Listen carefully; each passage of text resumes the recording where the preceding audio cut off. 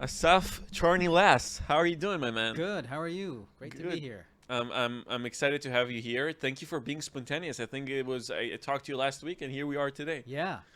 You know, Luckily, it's close to home. I'm a big. I told you this. I'm a big fan of your work and teammates' work, and I'm a big fan of the kind of the way you got into VC, Hmm. how you got into that landscape, which is, um, you didn't do the kind of like founder turning into a VC route, which a lot of VCs do. You actually started from a different place. Can you talk a little bit about that? Yeah, sure. So, a lot of people in the Israeli tech industry started off in the army, which I Right. did as well. It was just the wrong industry. I started off in the army radio. And for your listeners and viewers outside of Israel, they're probably imagining Good Morning Vietnam, the Robin Williams movie. But actually, as you know, it's a pretty niche part of the army where you literally broadcast on the radio. And I started off my career as a journalist. I did that Hmm. for a full 9 years, if you consider the army service. Did radio first, did TV afterwards. And then I studied law and political science, and I thought I should make my mom happy. If I'm studying law, I should become a lawyer as well. And I kind of, I've been doing journalism from the army, and I thought, why not try something else? And then I grew up in the States as a kid, and I had this dream of going back to get my master's degree, and I applied for an MBA, went to Columbia Business School, and I think from there, you're right that it's not the classic VC trajectory, but there's a lot of things that fed into becoming a VC eventually. If you ask me, did I plan on it? Not at all. I remember when getting my MBA, there were two types of kind of executives or leaders that would come to campus to speak about, their career. Some would say, I had this trajectory, I knew where I wanted to go, I wanted to be this or that, and I got there. And the others would say, I don't know, I saw good opportunities, I went for them, and kind of that's how I got there. And I think that resonates a little bit more with me. Uh, After the army service, where were you a journalist at?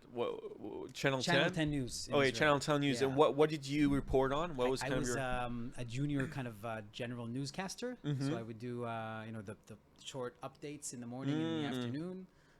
I also, Channel 10 was kind of the underdog, still is in a way, in its new form of the Israeli media industry. And if you wanted to do more, you could because it was constantly understaffed. Mm-hmm. So I did some editing. I edited a show called Tzinor Laila, which is still Yeah, on of the course, air. it's a big one. Yeah. I mean, for the night shows, it's a big one. Yeah. I did some reports, interviewed musicians. So it was a fun time, but at some point I realized that if you want to be a journalist, it has to be your dream because you're going to be schlepping around, following people with a microphone for years. And I wanted to take that pause and kind of try other things. And from there, I realized that there's another trajectory for me. When you were in Colombia, did you get because you did something interesting here. You studied law and you studied political science. And when I hear people who study law and political science, do you know who's the first person I think about? Who's that? Peter Thiel. Hmm. Because Peter Thiel has kind of like turned this lawyer into tech VC kind of thing, and we see this with J.D. Vance, the guy who's the vice president, Might be the vice might president. be the Yeah. vice president of Donald Trump. And there's like this whole branch of people who studied law and have this intersection with political science who end up going into investing. Yeah. That is pretty interesting. Did you have any sort of that influence in mind I back think then? in retrospect, yes, Mm-hmm. because so my route after the MBA was I did strategy consulting, which has a little bit to do with investing because you do a lot of strategy work. You look at big businesses and how they grow into big businesses, and then I jumped on the startup wagon while still in New York. I joined an Israeli startup because I felt like in Israeli New York I have to be on that scene. And then I somewhat randomly got into VC after returning back to Israel. But today, when I look back at it, yes, understanding legal terms and kind of having that legal type of thought, especially when you're doing due diligence, is a pretty big factor of the work we do. Putting that together with strategy consulting, being able to kind of think strategically about businesses, being able to understand big businesses, big corporations, and then startup work and being a manager at kind of high growth startups also gives you a pretty good look into how to evaluate investments because you're talking about with a founder about how he's going to do go to market. You actually did go to market yourself. You met, Right. met clients. You were kind of in the weeds of it. So I think all that together today feeds into the work that I do. there's really no one route though for VC investing. There are great investors that have been in VC their entire career, and they Right. bring to the table that ability to, they've seen hundreds of companies and they bring that type of scope. I think what I bring, and a lot of people at Team8 actually bring to the table, is that operational experience. You take all different types of things that you did in your past. You can really identify with founders, with people working at startups, and you take that approach to evaluating investments. How long have you been in Teammate for? 2 years? 2 years. 2 years. So how is it going? What do you think about about this amazing vehicle that Teammate? Teammate started out as something relatively small Yeah. and really grew up to a giant in Yeah. this industry. Yeah. We crossed the $1 billion AUM mark a few months ago. And I think in the 2 years I've been there, I've really seen that upwards trajectory in many ways. One way, we were more well known for cyber and Right. for building companies. So this unique kind of venture creation model. Today, I think we're, I don't know if equally, but we are very well known also for fintech, for digital health, which is our newest vertical, for data, and for kind of the work that my team does, which is investing, or classic VC investing. So brand recognition in terms of the ecosystem, I think, has gone up a lot. We've seen some nice successes, some nice exits, some companies that have raised really impressive follow-on rounds, even in the last year and a half that has been challenging. So Teammate is in a really interesting spot. I think for me personally, one of the things that I really like about it is, I was moving from kind of high-growth startups to investing, and moving into a place where it's more than just a small kind of investment team, but there's actually a lot happening. There are people that are doing research, there are people that are building companies, there are people that are looking into technology, there are companies that sit with us, on our floor or in our building. Because Really? they're built within Teammate, yeah. In Herzliya, right? In Tel Aviv, Totzeret Haaretz. Oh yes. I've been in your offices. Yeah, I've met with Asaf Azulai, Our right? CMO. Yeah, the CMO. Yeah, I've met him. I've been in. It's beautiful offices. Yeah. Beautiful offices. Yeah. And I think we're distinctly on the other side of the Ayalon than Sarona, where most other VCs, because Teammate really is a bit of a different space, a different place, both in this model where part of it is building companies and part of it is investing, but also that DNA of being very operational, being very hands-on, building companies, coming from the operational side. It's something you feel, and I think it's also the growth is accelerating, right? We're obviously very dependent on what's going on in the Israeli ecosystem. There are challenges, but there are also really good things happening. But there's also this drive within Teammate to just grow and do more and be kind of more involved in the wider Israeli ecosystem. And I've seen that happen a lot in the last 2 years. A lot of VCs claim to be value-adding vehicles outside of the funds, right? Outside of the money invested.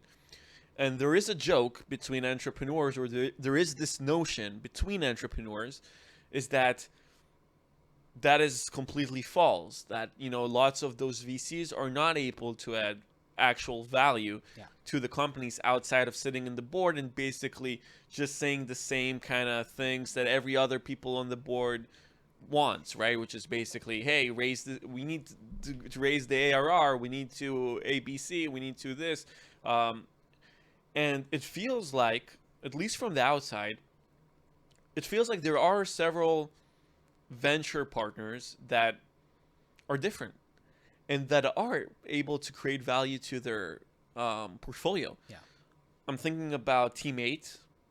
I'm thinking about, obviously, in a wider scheme of things, A16Z, which have built a machine.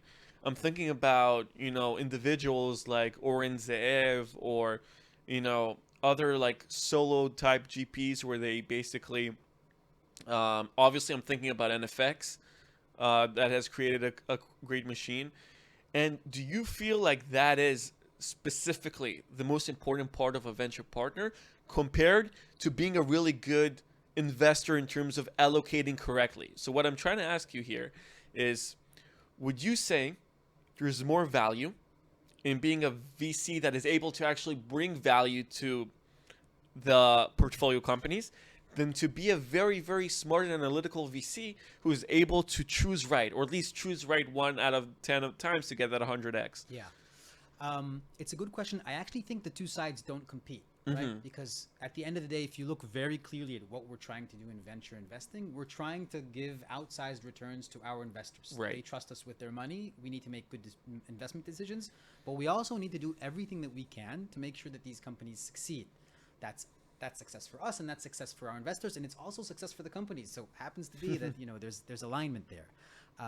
Every firm has a different approach to this. I'm sure some of the complaints you're hearing from founders might be true. On the other hand, there are other VCs that are not Teammate that also know how to bring a lot of value to companies. One metric I like to give to founders that I speak with is this one. If you go to a large VC in Israel, you're probably going to meet 15 people if they came to the office that day. If you come to Teammate's office right now, you're going to see about 90 people. That's the amount of employees that we have. And that's just to give an indication that there are actually people, there's a whole machine that is focused on building companies and supporting companies that we invested in. That means subject matter expertise, or HR, or BD, or whatever, but they're there for the companies, and it's just a big part of our effort. So one side of that is this Teammate machine that can build companies and support companies, etc. And the other side is the other thing that you mentioned, which I think a lot of other firms have, but Teammate has both, which is partners who can really support and be there for founders, can take out their phone, give a phone call to someone from their career in the US and make a connection that is really valuable, whether that's a customer or an investor, can really be a sounding board for founders and sit with them and think about the strategic direction. I'm thinking about one of our portfolio companies where the follow-on round that they raised, the large follow-on rounds after we invested, was of the very large US-based financial institution where we kind of helped make that connection. And there are a lot of other examples in that space. So I think if you do both, if you have what some firms call value creation, people who are really working for the companies, and also you have these partners and these senior investment team members that sit on boards or are really connected to the company and can make these connections and can give strategic advice, you really are bringing value. And if you're bringing value to the company, you're increasing its chances of success, and you're also making sure that your investors, are getting their money's worth for investing. Let's talk a little bit about the investing side. Okay. I don't know if you know this, but our brand also does investing. We invest in startups, and we do lots of investing in public traded companies. So we have internally, this thing where part of our team is very focused on the startup landscape and on kind of understanding which startups could be high performing, or which startups are good assets to allocate funds in, especially around the seed, kind of like pre-seed seed kind of level. And on the other side, there's a group of us, and I'm more on that side of the group actually, is this addiction to publicly traded companies, this addiction to looking at the charts and looking at the graphs and looking at the PEs and comparing that to other benchmarks that you see the whole data is right in front of you. And I've always found the venture part of the business to be like a mystery game, where you can get as much data as you could possibly get, which is not a lot in VC. But then you basically have to gamble, like legit gamble. Like, public traded investing is gambling as well, but you do have a philosophy that you can track. How do you feel about that? Do you feel it the same way, that there's a certain element of gambling going around? I wouldn't call it gambling. Mm-hmm. I would call it... Your LPs wouldn't like you No. calling it gambling. and I don't think it is. I think a thought that comes to mind. The word for venture capital in Hebrew, or the name for it, is actually, I think, slightly better than in English. Hon sikun. It means Right. risk capital. Risk capital. And what you need to understand, especially when you're doing early stage investments, and that's what we do, very, very early stage. If it's the foundry, seed, or A for the investment fund, you're making a decision while lacking a lot of data. You're making a decision that this company will probably be a very, very large company, and for a large fund like us, that threshold is relatively It's bigger. high. It's even bigger than like a Right. fund like ours, right? Yes, because we need to return Right. to our investors, and we're looking at companies that we think will be large standalone companies. But you're doing that when the company is 2 years old, a year and a half old, has very initial revenue, maybe. You're not looking at charts or numbers because they're definitely any early stage company has to have a strong plan, but that plan is still on paper in many senses. So you're making a decision that's risky and that is made with lack of data. And the way to overcome this is to be very meticulous and not take a gamble at all, but actually do a very deep analysis of everything that you do have data on. And that includes obviously the team. These are people that you will be working with, and to your previous question, working with closely if you're really supporting them for a long period of time. You want to understand the market, and that's part of Teammate's philosophy, is investing out of subject matter expertise so that you can get a bit of an edge to understand where that market is going, what makes sense. And you want to understand the technology and the differentiation. Sometimes the differentiation isn't the technology at all, but you want to understand both so that you can really see a trajectory for that company that you'll never be 100% sure, but you can be very, very confident that you see how that company becomes a very large company.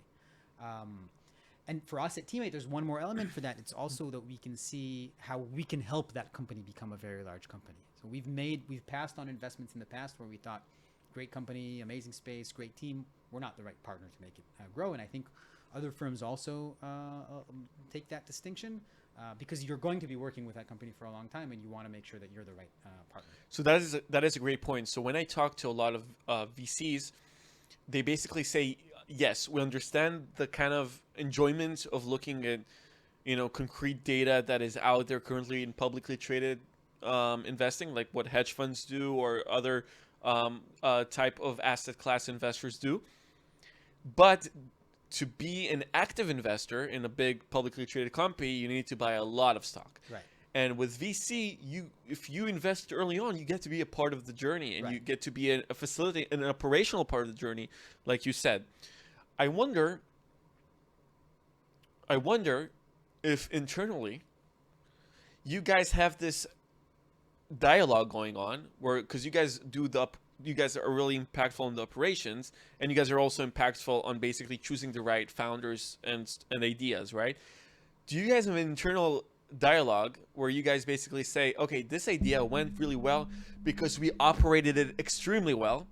And do you guys have, the kind of the opposite side of this is this investment worked really well because we invested in the right time in the right space, but we could have done even a better job on the operational level. We being teammate specifically, yeah. So I'll add, I think an important distinction to what I said so far about how we look at this. We won't invest in a company that we think won't succeed without us, right? It's not the case, and we would never, be so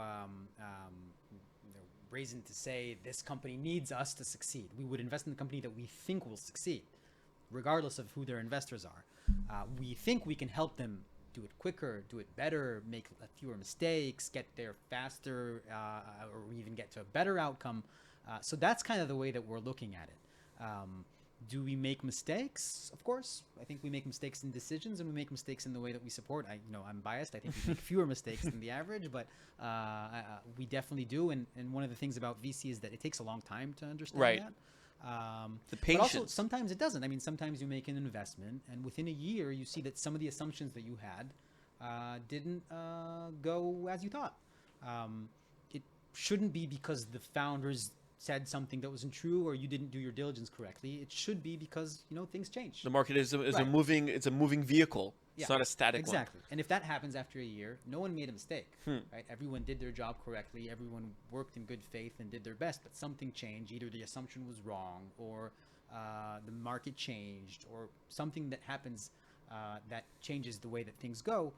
If you're there and invested to be a partner for the company, you should be up for that. You should be the right partner to help them navigate that. Right. You should still think they will succeed even if you don't, but you should definitely be there to help. And if you're doing that, I think you're doing your job. So it's kind of like the equivalent of a wartime CEO, just on the VC side, like being, let's call it a wartime VC, where you can help the company pivot, re-strategize, and kind of evaluate how the landscape is currently looking. Right. Yeah, I think you should take a view that your incentives are aligned with the founders and with the company. If they succeed, you succeed. So, it's not about what the VC wants the company to do. It's about what's best for the company. And having a very open dialogue and being the right partner to help them think that through should be a win-win situation for both sides. So this incentive sentence that you said, which I think is particularly interesting right now more than ever, is where you start seeing companies, obviously not early stage, but companies who are raising Series B or Series C, you start seeing the incentive game kind of become more messy Hmm. in a way, because you have this growth funds coming in, trying to get a big return, still get a big return relatively to where the company is currently at. You've got founders at that point, CEOs, CTOs, every C-level executive probably, who has been in the company, if everything worked solid, has been in the company for 5, 6, 7 years at that point. And some of them are already seeing kind of like, certain opportunities, if it's secondaries, Hmm. if it's, a specific exit that they're aiming for, if it's trying to push hard for some sort of an IPO, or what we've seen in recent years, not now but before that, more like SPAC deals and those kind Hmm. of stuff. And this kind of messes the incentive structure where a lot of those growth funds come in. Right. So not early stage, because early stage you still got the win and you're kind of like the founder in a sense. What do you think about that? What's like your 2 cents? I think there's a way to mitigate it. Okay. So in our diligence process, when we meet founders, one of the things you want to A, ask them, and B, kind of try to validate for yourself is that they are in it for the long run, and that means the same for them that it does for you. What is the long run? Meaning that they're looking to build a very large company. Mm-hmm.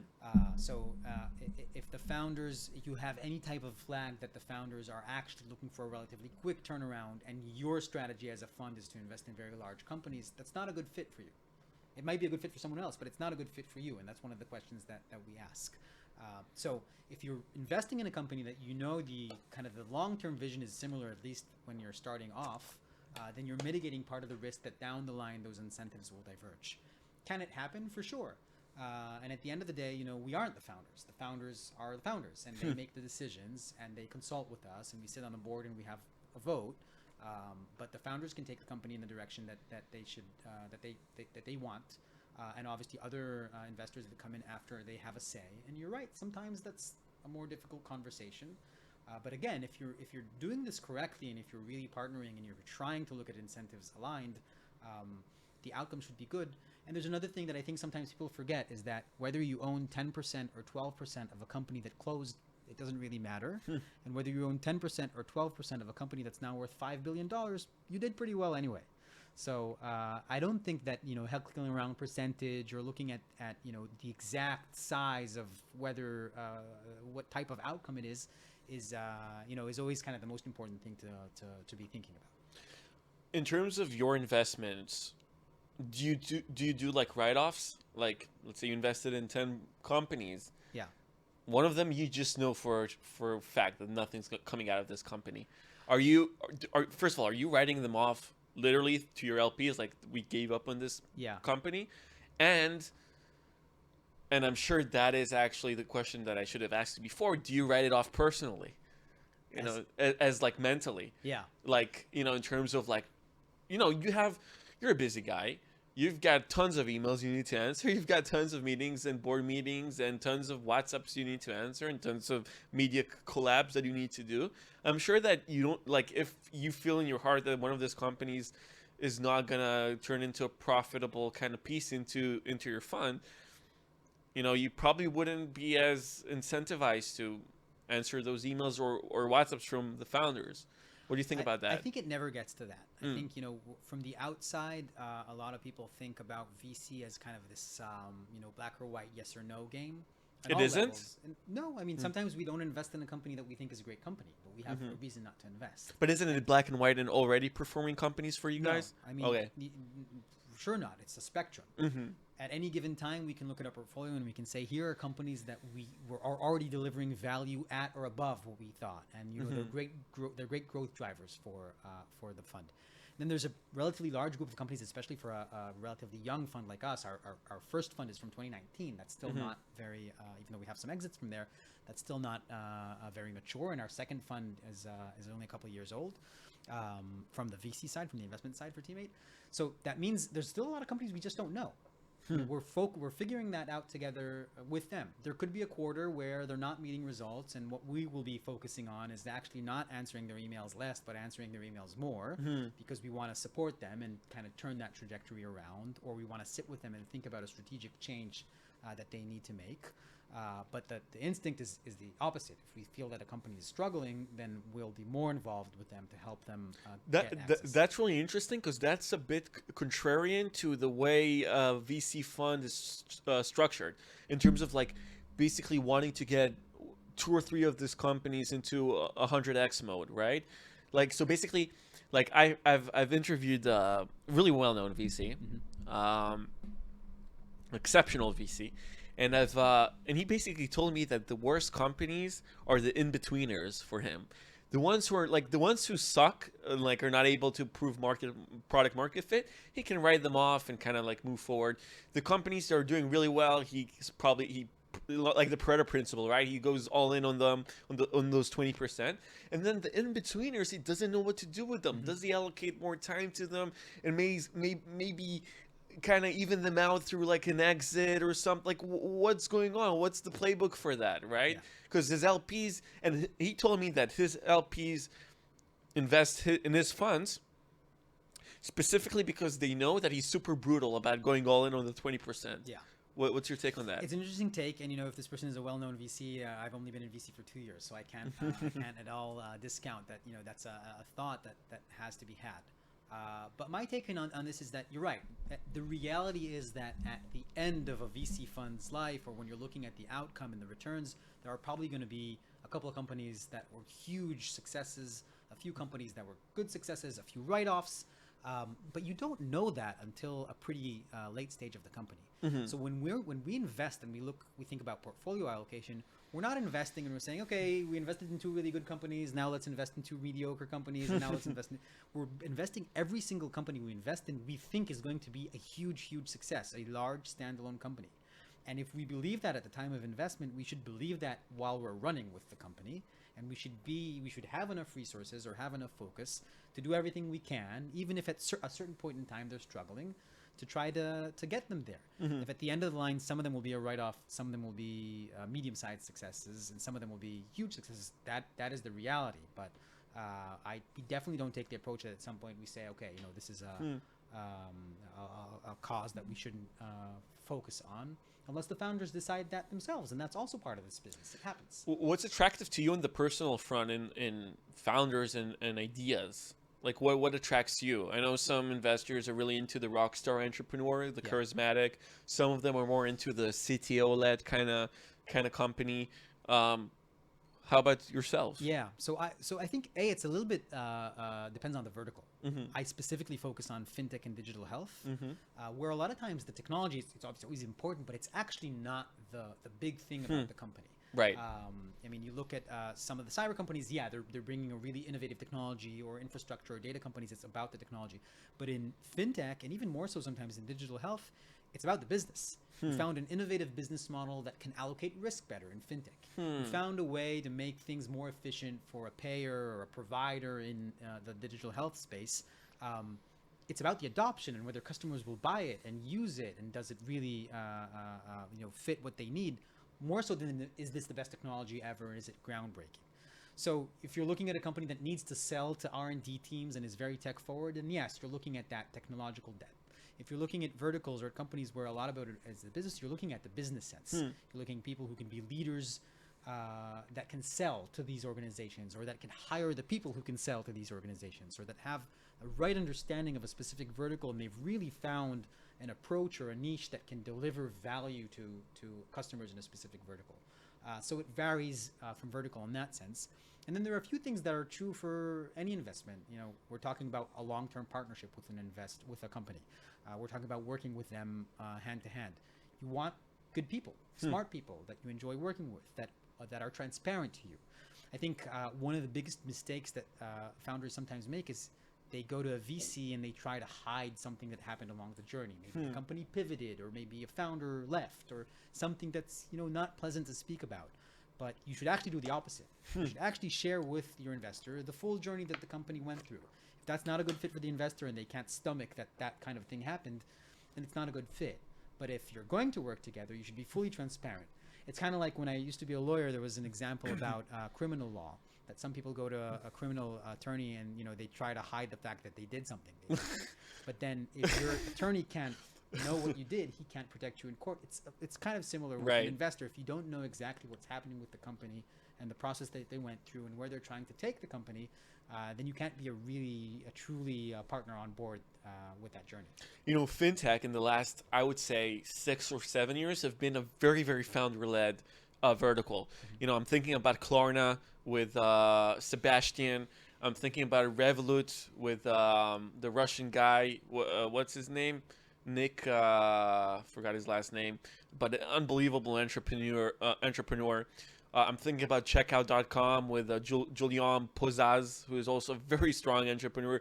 People don't know this. Like, Checkout.com started as a bootstrap company, like really, really, until very, very late stages. And obviously, that's why he has so much equity in this company.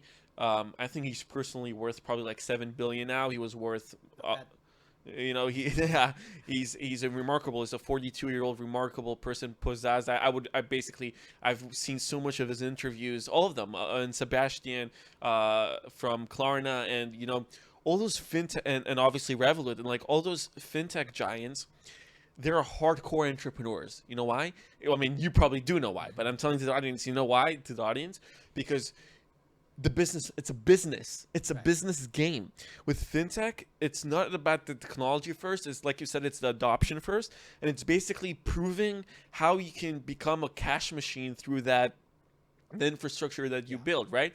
Because if you look at checkout.com, you look at Klarna, you look at PayPal, obviously back in the day, you look at lots of those other big fintech giants that that we're seeing through there. They're judged based on ARR, and they're judged based on later on profitability, and they're legit businesses. It's not like a cybersecurity startup that could be at 2 million ARR and be sold for $300 million because they have a great technology baseline. Here, you actually need to prove the business model. Right. I found that very fascinating. Yeah, I think part of it is the fact that we went through years of hype in fintech. Right. Obviously, up until about a year and a half ago, but these big personalities, these people that can kind of lead companies, that had part of it, that had part of it, it was part of the story. The fact that these are the leaders of these companies, and then the other part is you're right. You need to be a business person. You need to be able to kind of lead companies and find the way to enter a market and be full on in that market and achieve scale. I think what we're seeing now that the bubble has burst is this market is going back to fundamentals, the fintech market. So if you look at Klarna, for example, right, they had this very famous down round, still a very, very valuable company. And that down round now values them based on their fundamentals and not based on hype or the personality or the story, based on is there actually a need for buy now, pay later solutions. How big is that need? How much of the market have they been able to capture? What are they doing in the U.S., right? It's a company that started in Europe. What are they doing in the U.S.? How are they able to enter the U.S.? And as a fintech investor, it's actually a bit of a more pleasant time now, even though there's been a difficult year. Because you're looking at fundamentals, right, and you can buy in a very strategic way where you don't need to buy into the hype. Right. Yeah. And when you're looking kind of an investment thesis in fintech. When you clear away the hype, you're looking at where there really is a need for technological solutions in financial services, and that's still huge, right? The fact that some of the consumer-facing fintechs crashed, a lot of the neobanks crashed and had significant difficulties, it doesn't change the fact that a business owner that moved from paying checks to making digital payments is not going to go back to paying in checks. Same as we know as consumers. Or a large financial institution that is running on 20-year-old software is not going to stop looking for the next gen cloud-based scalable secure solution to power their business. That's Right. still going to happen, and that's where we're focusing right now as fintech investors in these very, very large places where you still need innovation in financial services, and it's fundamentals. It's not hype. I love that. I really love that. I think we have lots of fintech. We're big into fintech. We have tons and tons of fintech brands in our portfolio, from Think, who's led by Eldad Tamir, who was in Shark Tank, Equity B. We work closely. Sandblocks, who just raised 8 million. We have like so many fintech. I'm sorry if I didn't we literally have like 20 something only fintech brands who we collaborate with, and I wanted to ask you, are you also interested in kind of like Web3 and those kind of those kind of parameters? Because I know that a lot of fintechs investors like this, like very conservative, traditional, Right. um, Tipality kind of, Tipality and Equity B kind of, like something that replaces like an old infrastructure, and then there's this new breed of like Web3 solutions. What's your take on that? So I think what we've seen historically is that these Web3 or crypto investments were made by funds that have very deep subject matter expertise there. We have a bit of both. Some people on the team definitely understand it better, and we have one of the founders of eToro, who's a partner on the fintech founder creation side, Ronen. And then there are other people on the team that have a deep understanding. We haven't made investments in this space because we mainly are thinking around the use case, and that's where the big question for us. And actually, that's where I think both sides of what you just explained connect. You want to find a Web3 company where you can understand the use case. What is it used for in the real world? Maybe even by Web2 businesses, right? How are Web2 businesses going to accept, digital currencies? How are Web2 businesses, and by Web2 I mean maybe even brick and mortar businesses, how are they going to use blockchain-based infrastructure to somehow improve their operations or improve their financial operations?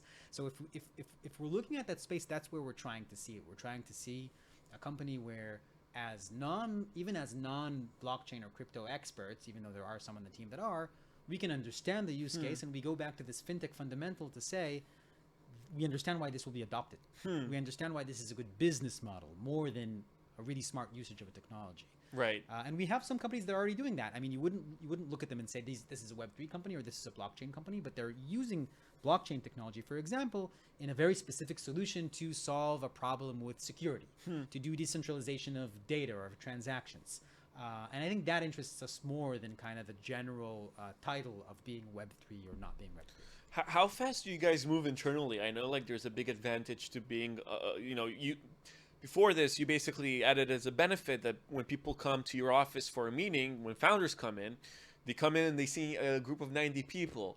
And if you tell that to Oren Zev, he would basically, Right. he would say, "What? Like, what's going on? Why? Like, because his a person like his or other people who are similar in their opinion of how VCs should operate, they see VCs as a single player sport like tennis, Right. where you can basically move as fast as you can, allocate capital the way you see it, and have your LPs know that there's one guy who's making the calls. But Right. with a VC that is, kind of designed the way you guys are, or like Pitango, or like any other kind of big kind of type VC, or like horizontal leadership type VC, you can risk, not investing in companies that you want to invest, and then kind of having forcefully invest in companies that you don't want to invest. So how does that look like internally? Yeah, that's a good question, and you're right that these are kind of two approaches. I will say that I joined the VC world in June of 2022. Okay, That's hype. right when things slowed down. Okay, So the hype ended. I Yes. have the distinct privilege of not really needing to ever give a term sheet within 48 hours, which was the story in the past. Right. So, any firm needs to be able to move fast. Sometimes you meet a very strong team. You know that they're being sought after by other VC firms. You think it's a great investment. You want to be able to move fast. Are we inherently less fast than a one-man show? Yes, for sure. That's our model. That's why our LPs put money Right. with Teammate, because they know there are definitely big stars on the Teammate roster of partners, but they know that this is a relatively big machine with a lot of subject matter expertise that does diligence very in-depthly. So yes, there have been cases in the past where we saw a deal, we needed to make a decision within 48 hours, and we thought to ourselves, within 48 hours, we won't be able to reach the internal conviction that we need. Doesn't matter if that means we need 4 people to say yes on the investment committee, or just we, the investment team, need to be able to may have enough conversations internally and externally to reach conviction, and we decided not to proceed. And that's okay.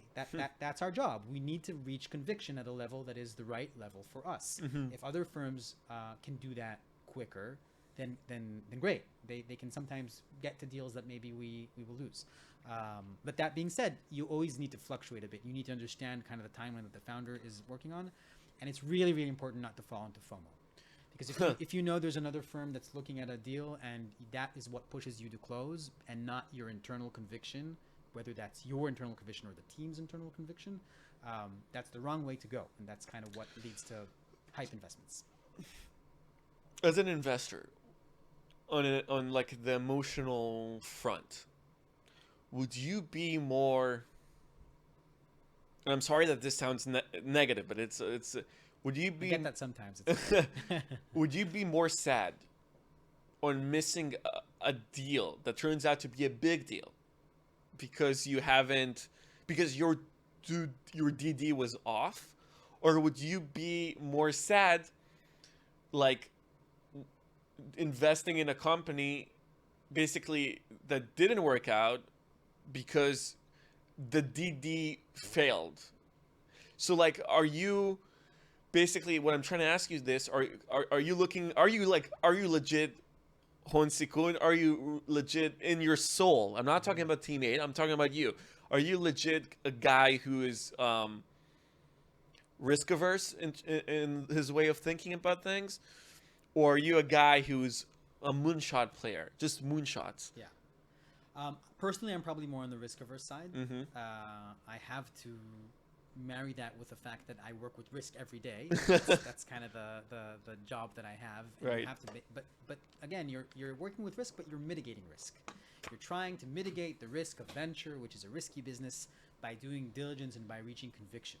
So if you did your job correctly and you reached conviction and you ended up being wrong, it's very sad. It's especially sad because maybe a company closed and there's great people who founded that company. Mm-hmm. They put their life's effort into it. That's the main reason why it could be sad. But yes, it would be sad that you missed it.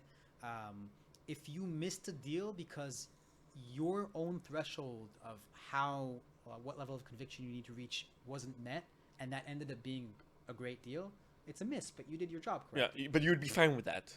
I would Theoretically. rather that not happen. But yes, I would be more fine with that because I think that's part of the game. You have to make a decision that you can stand behind, that you have conviction. We spoke earlier about what happens when things go south or when there's a rough patch.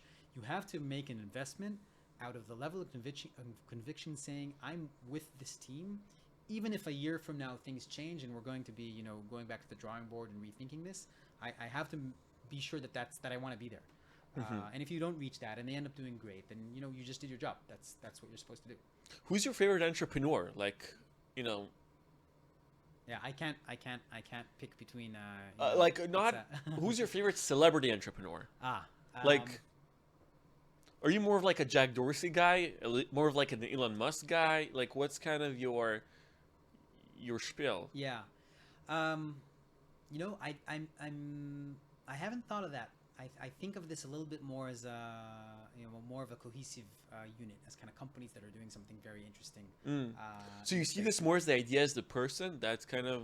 I think the person is very important. I think the team is very important. I think this is also sometimes overlooked in kind of the when we go into hype world. Mm-hmm. A really strong single founder is not as good as a really strong team.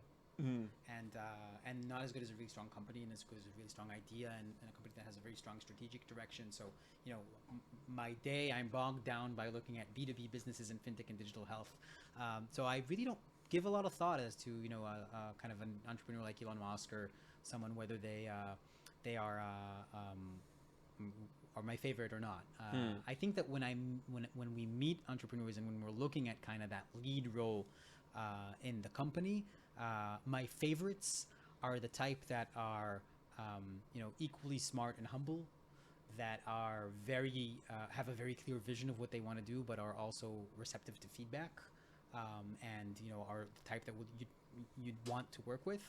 And sometimes the stars might not, maybe privately they're different, but they might not be that exactly. So that's kind of the lens I take to if you're looking at the type of personality that I would sign up for working with. It's very interesting. Almost every VC has the same answer. They're looking for a founder who's very strong on his conviction, but also gets feedback. Yeah. And personally, I've never seen that happen.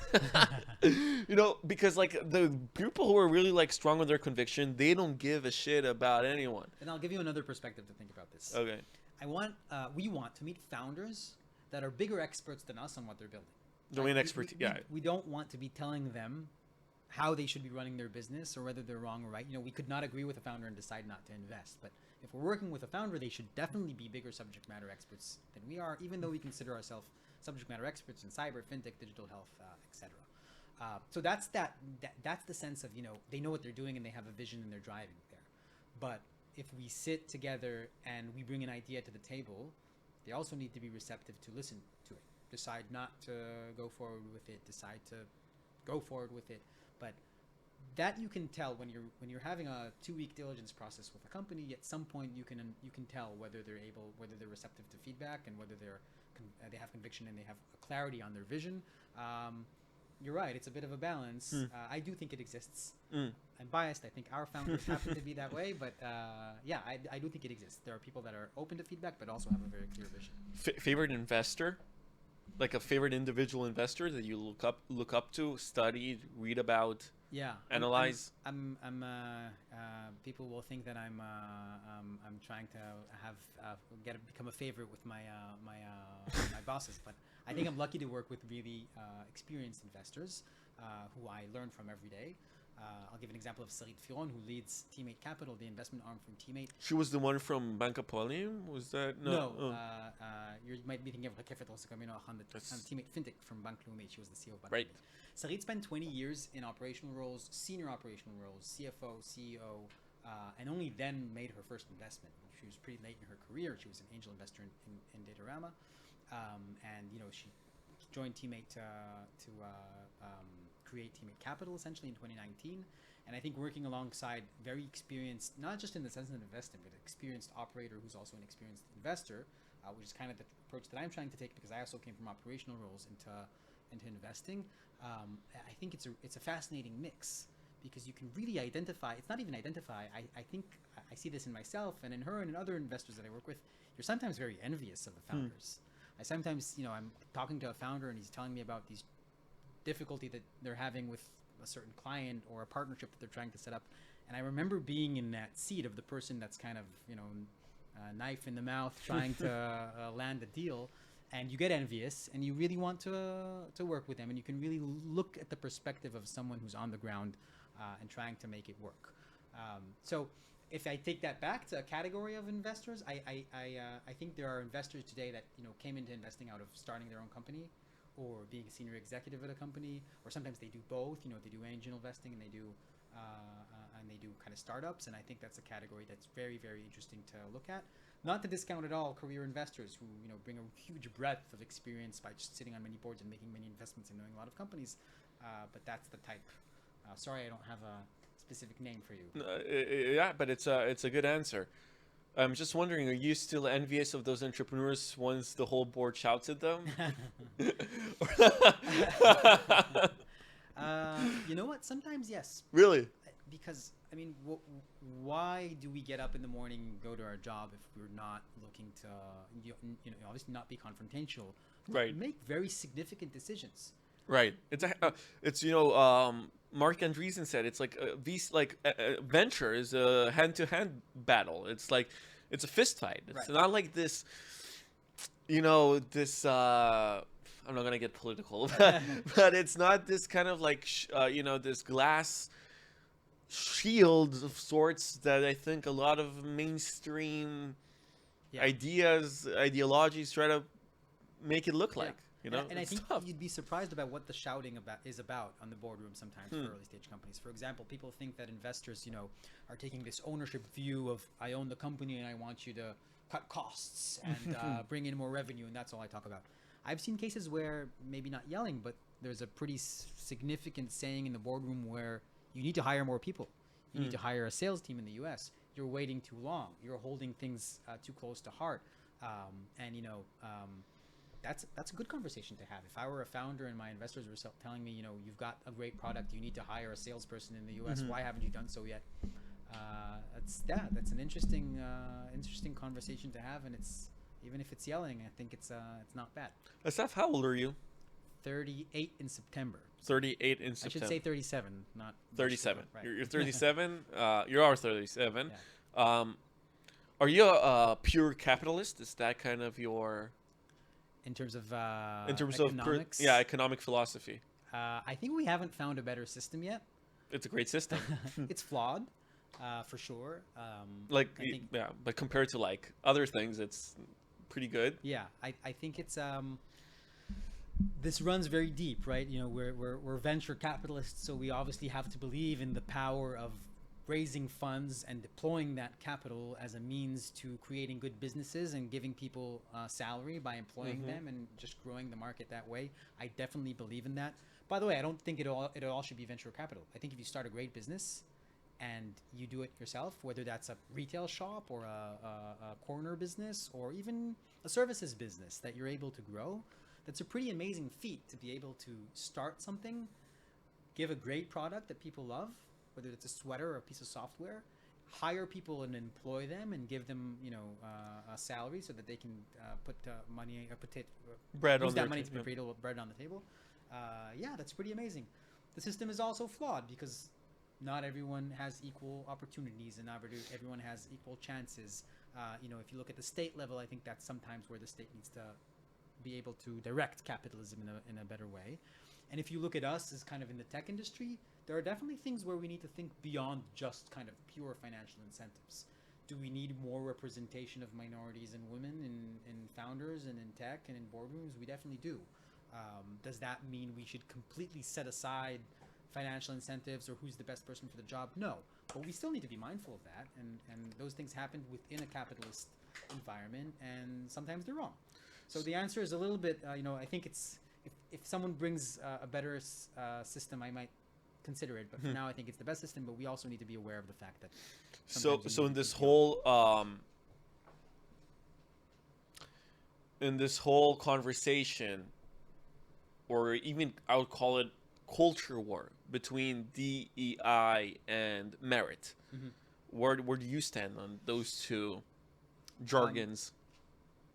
I think the route to take here is not to try to promote people because of DEI. Mm-hmm. I think that definitely has a significant downside that we're seeing play out today.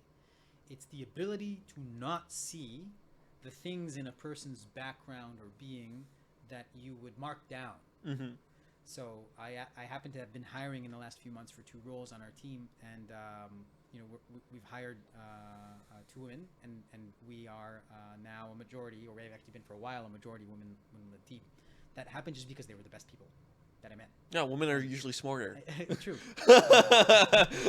So you're asking me, would I hire a minority person just because of that? No, they need to be the best people, Mhm. but you also need to be able to remove any element of bias, and that's the right approach.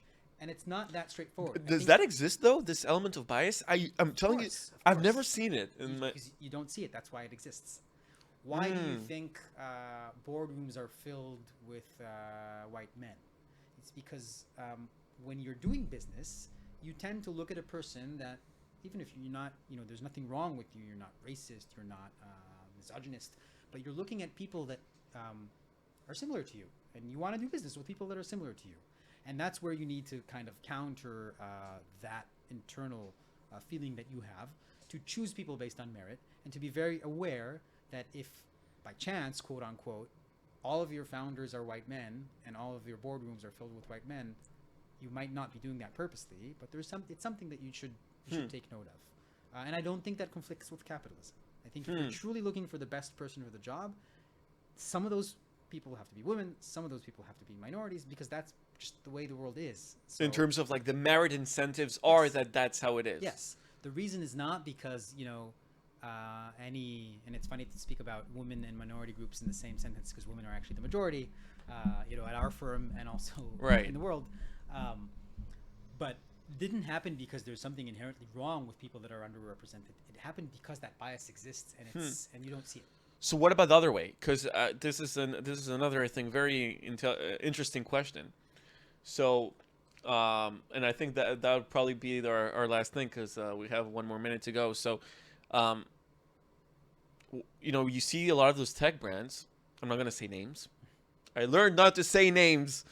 You see, guys, I'm becoming smarter. So, there's a big publicly traded tech brand in the States.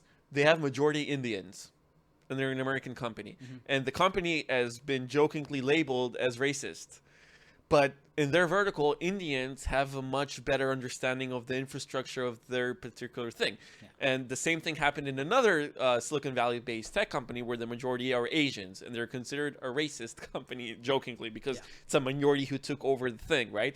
And and we see that also with a lot of hedge funds who are, they have lots of Jews because Jews are really good as hedge fund managers statistically. Yeah. What do you say about that? Like where you do have a specific nationality that statistically have a bigger chance merit-wise, not DEI-wise, but merit-wise to be successful in that vertical. Yeah. Let's say basketball, you have more black people than white folks. I think when you think everyone is equal and has equal merits, that's not correct. Right. But when you look at two approaches to this, one, you select people based on merit, and if that merit exists in a certain group, and you select them based on the merit, not based on their connection to that group, then that's okay. On the one hand, and on the other hand, you need to make sure that you're not undertaking that bias of I'm hiring people like me, or I'm investing in people like me, or I'm partnering only with people like me. Whether you are a minority and you only want to work with minorities, or you are a majority and you only want to work with the majority, or female or male, you need to be consciously aware of the fact that everyone has a bias, that they see people like themselves as a more trustworthy business partner, or someone that they would hire as a candidate, or someone that they would invest in. If you're consciously taking that away in a sense, and you're investing based on merit, then the outcome shouldn't be measured based on percentage of type of background or gender. It should play out well. Asaf, you've been a delight, my man. You're Thank super you as well. intelligent, super smart, and I would love to do this again. I really Great, feel me like too. the hours just passed by. I didn't even notice. We need to do this again. Would love to. Thanks for having me. Thank you, Asaf. Thank you so much, man. Sure thing.